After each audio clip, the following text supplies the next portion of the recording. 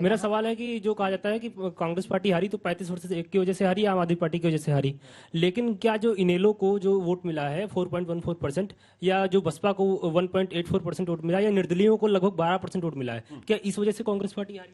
अगर 1.5% vote, 1.25% vote जो आम आदमी पार्टी का था, और अगर चंद्रशेखर का आजाद के आने से अगर 1% वोट जुड़ता, तो ये 2.5-3% वोट अगर कांग्रेस के साथ जुड़ता तो क्या हालत होती? अगर आप पार्लियामेंट इलेक्शन के उदाहरण देखिए, पार्लियामेंट के इलेक्शन में कांग्रेस पार्टी को 42% वोट मिला, आम आदमी पार्टी को 4% वोट मिला, और दोनों को मिला के तकरीबन 47% होता, और कांग्रेस और बीजेपी से 1% आगे रहती। अंजना जी, 5-5 हुआ। करूंगा, पर इतना आसान नहीं होता है ना ये। देखिए चुनाव में 1+2 3+4 करने से अगर वो सबसे आईएनएलडी से भी, देखिए जाट वोट की लड़ाई है, एक सेकंड, जाट वोट की लड़ाई है, एक सवाल तो सुनिए, जाट वोट की लड़ाई है, आईएनएलडी से भी गठबंधन कर ले, ऐसी तमाम पार्टियों से गठबंधन कर ले, तब तो कांग्रेस अपने बलबूते कहीं खड़ी नहीं हो पाएगी। Let me explain this. कोई तो दूसरी तीसरी चौथी पार्टी रहेगी। मेरे पास अंजना जी सबसे ज्यादा सामाजिक समीकरण जल्दी संक्षिप्त बोलिए, चल पूरा कर लेंगे फिर आगे।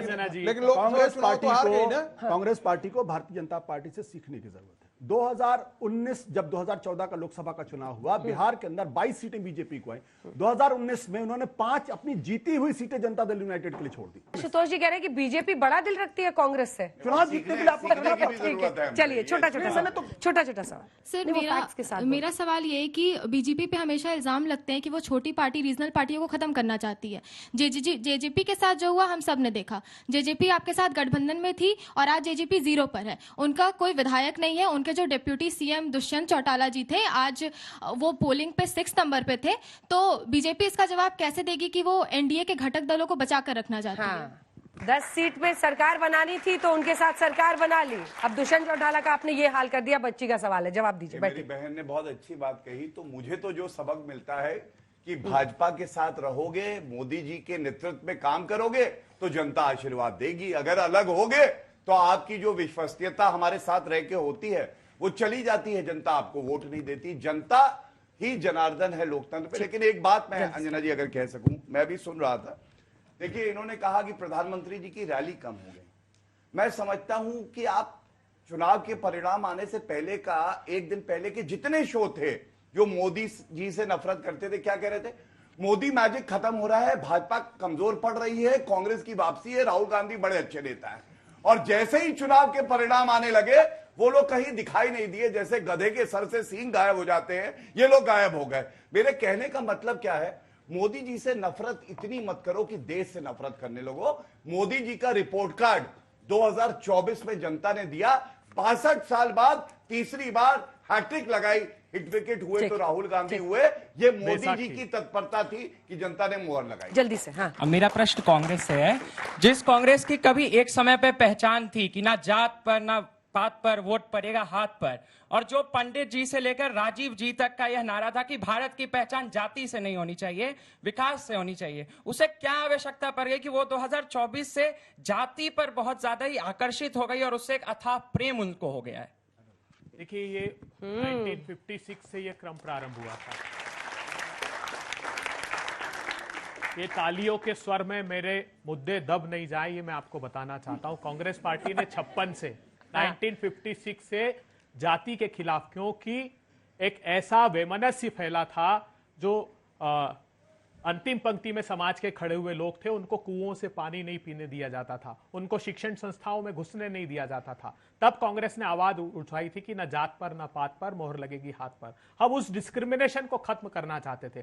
आज राष्ट्रीय स्वयंसेवक संघ को सुना कि जन्म से जाति मिलती है, लेकिन वो ये भूल जाते हैं कि जन्म से उनको हजारों वर्षों की दास्तां उनके जन्म से मिली है। उनको पीछे झाड़ू बांध कर चलना होता था कि धरती पर उनके कहीं कदम के चिन्ह न दिख जाए। अगर वो वेद पढ़ लेते थे तो जीवान काट दी जाती थी। उस डिस्क्रिमिनेशन को खत्म करने के लिए हमने ये संकल्प लिया था, 1956 में कानून लाए थे अस्पष्टता के लिए। लेकिन आज जो राहुल गांधी बात कर रहे हैं वो इसलिए बात कर रहे हैं कि आज हिंदुस्तान में 100 लोगों के पास 54 लाख करोड़ रुपए पहुंच गया, 84% की आमदनी खत्म हो गई, मजदूरों को दर बदर की ठोकर खाने के लिए सड़कों पर मोदी जी ने छोड़ दिया, और 121 विशेष विमान से सुपर रिच बच्चों को लॉकडाउन में हिंदुस्तान लेकर आया गया, जिनको सूचना देकर कि लॉकडाउन लगाया जा रहा है। इस डिस्क्रिमिनेशन को खत्म करना है तो जातिगत जनगणना का सवाल राहुल गांधी जी खड़ा कर रहे हैं, जो देश के हित में है। आप सुनिए, देखिए, सबसे पहले तो मैं ये आप बता खुद ही दूं, स्वीकार कर रहे हैं कि दशकों तक आप लोग जाति नहीं, आधारित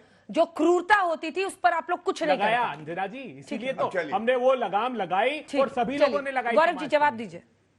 इनको देख के नहीं लगता कि इन्होंने कुछ सीखा है परिणाम आने के सारा बाद। आपने सीख बीच लिया। में ना। अपने आप नहीं बोल रहे और थे बीच इन्हीं में। के लिए और राहुल गांधी के लिए अर्ज किया है, सब लोग दाद देंगे, उम्मीद करता हूं।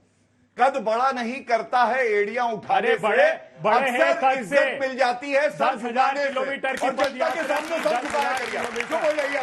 आपने क्या किया अजय, आप देखिए पहले। अभय जी ये आपके ऐसे बीच में नहीं नहीं बोला नहीं, अगर आप- है। Please sir. अब जो बड़ी बात देखिए, दो बातें कह के अपनी बात को अंत करूंगा। सबसे पहले इन्होंने कास्ट की करी।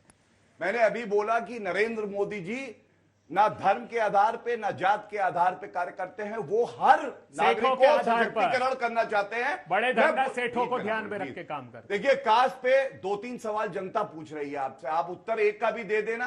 कौन बनेगा करोड़पति की तरह? आपका ये पूरा नैरेटिव भी कोलैप्स हुआ है हरियाणा की हार के बाद, जिसमें जवान, किसान, पहलवान, संविधान, नौजवान सब आप कह रहे थे। क्या उसकी भी हार नहीं हुई है? आप जो एक नैरेटिव चला रहे थे। किसानों को रोंद कर मारा नहीं, पहलवानों को दिल्ली के दरवाजे पर मारा नहीं, घसीट घसीट कर, नौजवानों के रोजगार के अवसर नहीं छीन लिए, अग्निवीर का दंश देश को नहीं दिया। मैं लेकिन बहुत प्रामाणिक बात जीत 5 कैसे सेकंड कर- में खत्म जल्दी करना से, चाहता हाँ, हूँ। प्लीज। 2011 में बीच में हमने नहीं। जातिगत जनगणना पूछिए, कराई सवाल तो थी बनता है। सभी राजनीतिक दलों के कहने पर। 2014 3 साल लगते हैं जातिगत जनगणना में। प्रधानमंत्री मोदी ने प्रधानमंत्री बनने के बाद वो जातिगत जनगणना की रिपोर्ट छुपा दी। ये कहा देश संविधान अदालत में कि हमने अनविन पनागरिया की एक कमेटी बनाई थी, उस कमेटी का एक भी अरे आप सदस्य नहीं 11 से बनाया। 14 तक क्या कर रहे थे? 3 साल जवाब लगते हैं नहीं देंगे, जातिगत हिम्मत जनगणना। नहीं। अच्छा, 3 साल लगते हैं। करते हैं। कहाँ लिखा हुआ है? बयान देखिए दिखाइए देखिए इनको। देखिए। अच्छा आशुतोष चलिए जी, सुनिए। कहाँ लिखा हुआ है? एक मिनट मेरी बात सुनिए। कि 3 साल लगता है। बिल्कुल मेरी बात सुनिए। ये हाँ। उन्होंने सुप्रीम कोर्ट में सबमिट किया है कि हजारों एक्सेल शीट में हमने- जनवरी 2014 में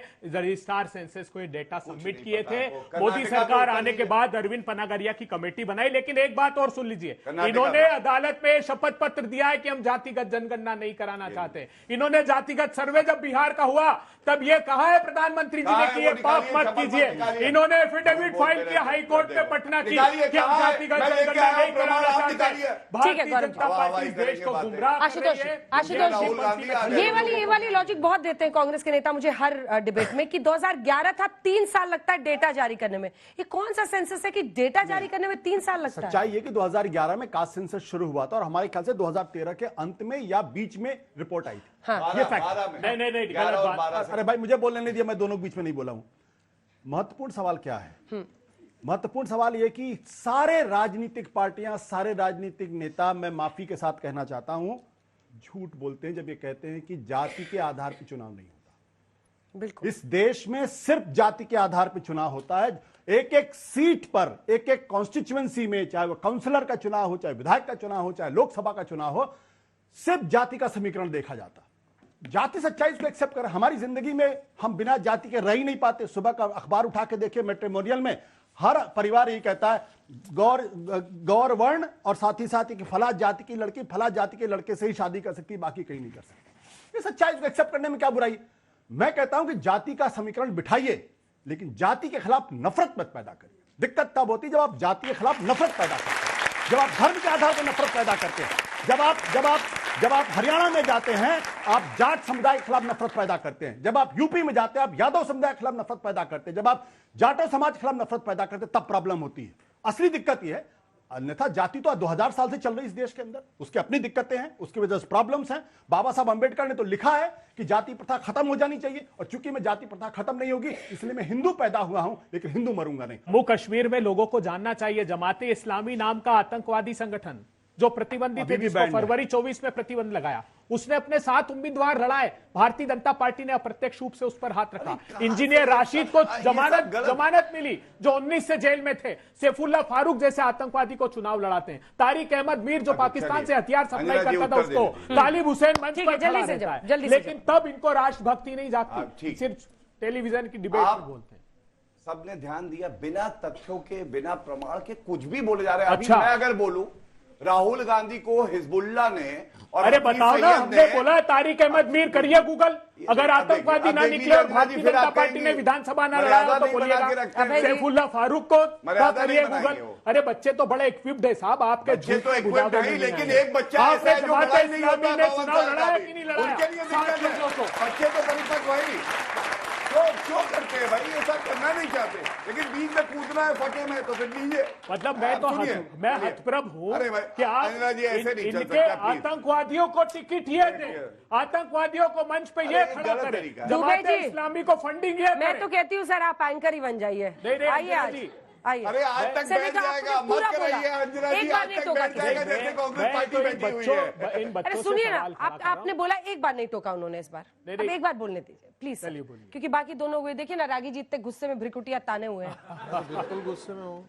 देखिए मैंने रिचुअल के लिए आ रही हूँ। खड़ा किया है। हाँ, रिचुअल के लिए बुलाया आपको, साज सज्जा के लिए। नहीं नहीं तो बिल्कुल मैं गलत। एक लाइन में इतना कहूंगा कि हम लोग ये जो तैयारी से आते हैं, अंजना जी कई बार कहती भी है इतने कागज क्यों है, उसकी वजह है जब कागज में भारतीय दम जनता नहीं है। पार्टी का प्रवक्ता बोलता है, हमारे नेता से सीखते हुए प्रमाण लेके आते हैं, उस बात को ये लोग काट नहीं पाते और ये लोग हवा हवाई बात करते अच्छा। हैं। इनसे अगर आप कहेंगे तो ये हाथी को भी उड़ा देंगे, जैसे राहुल गांधी को लॉन्च कर रहे, बेचारा लॉन्च नहीं हो अरे रहा। लॉन्च- दूसरी बात बताता हूँ, देखिए। सुनिए अभी बीच में मत बोलिए प्लीज प्लीज प्लीज नहीं, सॉरी एक बात सुप्रीम जी आप कोर्ट के प्लीज सर्टिफाइड दिस इज झूठे नॉट नेता डन, हैं। एक एक लाइन में ये मोदी नहीं जी बोल के सकते। लिए This is not done. ये अटॉर्नी जनरल ने कोर्ट में कहा, अरे प्लीज, नोटबंदी के अपने समय facts कि को उनके check करिए। भाषणों में क्या सुनिए, बोला जाता है उसका अब एक संज्ञान fact मत देता हूं। लीजिए। वो कोई कानून बच्चों नहीं है के मोदी आधार जी पे ने, डिबेट जो होनी चाहिए। भाषणों में झूठ बोले सभी उसका भाइयों कहा बहनों से सुप्रीम मेरी गुजारिश है, अगर ये तथ्य गलत हो, 2014 के बाद मोदी जी प्रधानमंत्री बने हैं, एक भी प्रदेश ऐसा नहीं है जहां ये दोबारा जीत के आए हो, और नरेंद्र मोदी जी के नेतृत्व में 3 बार जो लगातार बिहार हैट्रिक हारे, हरियाणा में, दिल्ली हारे, जीत- पंजाब हारे, हाँ, यार, पुदुचेरी हारे, ऐसा किसके साथ ये हालत हो गई आपकी? वेस्ट बंगाल हारे, बताइए। कर्नाटक हारे, मध्य अब प्रदेश आपको बोलना पड़ेगा, मैं अच्छा, जाके ठीक है। हाथ से उनका मुंह नहीं दबा हरियाणा सकती। 14-15 मैंने रिक्वेस्ट कर हारे दिया, आप। वो नहीं सुन रहा है, बोलिए। लोकसभा चुनाव 3 बार लगातार अरे जीते, साहब, एक हैट्रिक। के बाद एक चुनाव हारे अरुणाचल आप। प्रदेश 3 अभी बार जीते, बैसाखियों हैट्रिक, पर और है। गुजरात 7 बार जीते। अरे 7 बार बैसाखियों पर लगातार। अभी ये 240 मोदी जी की बात है। 240 आप सीटों के साथ। संगीत रागी। आप बेकार की बहस कर रहे हैं, और मैं अंत करूंगा एक ही बात कह के। अभी अभी मेरे बैसाखियों एक पर भाई है ने, कि बहन नहीं ने सवाल किया, उन्होंने कहा कि स्पेस का क्या होगा जो ऑपोजिशन, बिल्कुल सही बात है, ऑपोजिशन का स्पेस होना चाहिए। अरे लड़ रहा है opposition तो राहुल वैक्यूम गांधी में जनता लोकतंत्र से। नहीं चलता, लेकिन एक you have to earn that Rahul space. Gandhi ji वो लड़ किसी रहे की हैं भपौती नहीं संसाधनों की है लूट कि के गांधी का खिलाफ। सरनेम लगाएगा और किसानों ऑपोजिशन के में बैठ हित के जाएगा। समर्थन में मैं लड़ आपको रहे हैं। बता रहा हूं, संगीत मैंने रागी, अपने संगीत वीडियो रागी, में संगीत रागी जी, सवाल यह है कि अगर कास्ट आधारित पॉलिटिक्स धीरे धीरे इधर से भी की जाती है, क्योंकि काट तो खोजनी है, और पॉलिटिक्स में कोई चुनाव इसलिए तो लड़ता नहीं कि हमें लड़ना है, जीतने के लिए लड़ता है, तो फिर अंत में क्या होगा? आप जब भी आप कास्ट की राजनीति करते हैं तो आप कास्ट को संस्थागत तौर पर और ज्यादा मजबूत बना देते हैं। बिल्कुल। और यही तो विदेशी ताकतें चाहती हैं कि भारत में हिंदू समाज जो है, विदेशी ताकत नहीं कैसे आ नहीं गई? सुन लीजिए मेरी बात, आप बोलने क्यों नहीं देती अरे हैं? काउंटर दिक्कत क्वेश्चन यही है, है ना कि विदेशी आप ताकत बोलने कहां तो से आ देंगे गई? नहीं। विदेशी ताकत कहां से आ गई? आपको याद है कि 2019 के चुनाव में कैम्ब्रिज एनालिटिका ने क्या कहा था, राहुल गांधी को क्या सलाह दिया गया था वहां से? हिंदू समाज को जातियों में बांटो और मुसलमान का तो थोक में वोट बैंक तुम्हारे पास आता ही है। यही है मुस्लिम कंसोलिडेटेड वोट बैंक जो इस बार वोट जहाद के तौर पे काम किया है। इस पूरे देश के मुस्लिम बहुल इलाकों की booth wise constituency, booth wise यदि आप वोट देखेंगे तो कहीं पर मिला है भारतीय जनता पार्टी को 4, 3, 5, 6 इसलिए दिया है ताकि भारतीय जनता पार्टी को हराओ। लेकिन हिंदू समाज जो है वो वोट सेकुलर है। आप जाकर के देखिए कश्मीर के अंदर भी जो है, कश्मीर में वैली से जो वोट पड़ा है वो कम्युनल वोट पड़ा है, जो जम्मू रीजन से वोट पड़ा है वो सेकुलर वोट रहा है, क्योंकि वो सारी पार्टियों को पड़ा है, क्योंकि वो हिंदू बहुल इलाका है, वहां पर ऐसी स्थिति देखने इसके को बाद दो लाइन आप दोनों से लूंगी, रुक जाइए। कम से मैं तो मुझे पता है इनके बीच में तो आप नहीं बोलेंगे। भारतीय जनता पार्टी से जो इतनी जाति के खिलाफ है और संघ परिवार से अपील करता हूं, हाथ जोड़ कर अपील करता हूं कि कल से एक आंदोलन शुरू करिए, जाति तोड़ो आंदोलन इस देश के अंदर। नहीं और ये एक मिनट राहुल गांधी से क्यों नहीं अपील करते हो यार? मुझे तो बोलने दीजिए। राहुल गांधी से अपील करो कि वो जाति जनगणना के बारे में बात नहीं कर रहे। जब मैं ये कहता मोहन भागवत, क्योंकि अरे मैं आज तक कांग्रेस पार्टी के अघोषित प्रवक्ता रागी जी, उनकी बात मैं आप आज तक के चैनल से मोहन भागवत जी से अपील करता हूं कि इस देश के अंदर चूंकि जाति प्रथा, जातिगत जो है राजनीति वो देश को तोड़ रही है, हिंदू समाज को तोड़ रही है, तो जाति तोड़ो आंदोलन शुरू करें और इस बात को ऑफिशियली नोटिफाई करें मोदी सरकार कि जो भी आदमी, जो भी परिवार अपनी जाति में शादी करेगा उसको वो प्रिविलेजेस नहीं मिलेंगे। करिए क्या ये आप जाते आप खत्म हो अरे जाएगी वो जाति पलट देश के के पूछेंगे, हम मुझे सिखा, लगता है एक सेकंड ये वो कोई पलट के डिस- पूछेंगे ये कि वो बता डिस्कोर्स कौन का रहा विषय है है, क्या? वो एक सेकंड ये वो पलट डिस्कोर्स का विषय है। नहीं, पलट ये के पूछेंगे इसलिए ना कि कि बता कौन रहा है, वो आशुतोष जिसने अपना टाइटल गुप्ता बता दिया चुनाव के पहले। ये मैं फिर कहता हूं, ये अगर भारतीय ये जनता पूछेंगे पार्टी तो- का प्रोपेगेंडा, इसमें आप मत फंसिए कम से कम। आप बताइए ना, आप मत सच बता सुनिए, दीजिए। आप मत आज हम लोग आप मत सब फंसिए जानना इसमें। चाहते हैं, बताइए आप क्या मत सच फंसिए। था। मैं तो कहता, चलिए मैंने कहा खुद ही कहा। अरे सुन लीजिए, एक मिनट बीच में आपके बीच में उन्होंने नहीं बोला था, राजीव जी आपके बीच में नहीं बोला था। अगर जाति प्रथा इस आपके देश बीच में में नहीं बोला कैंसर है, अगर जाति प्रथा इस देश के अंदर कैंसर है, हिंदू समाज को अगर बांटने का काम करता है, तो आरएसएस को इसके खिलाफ मुहिम चलानी चाहिए और कहना चाहिए कि जाति प्रथा के खिलाफ है। और जो भी परिवार दो लाइन सिर्फ दो लाइन अभय जी, देखिए, आज दो लाइन राष्ट्रीय स्वयंसेवक बोलिए। संघ और भारतीय जनता पार्टी ने ये हर आदमी सार्वजनिक जाति के ऊपर से नीचे तक डूबा हुआ है सार्वजनिक रूप और से कहते हैं स्वीकार जाति लिया नहीं कि वो मानते। जातिगत जनगणना के खिलाफ है।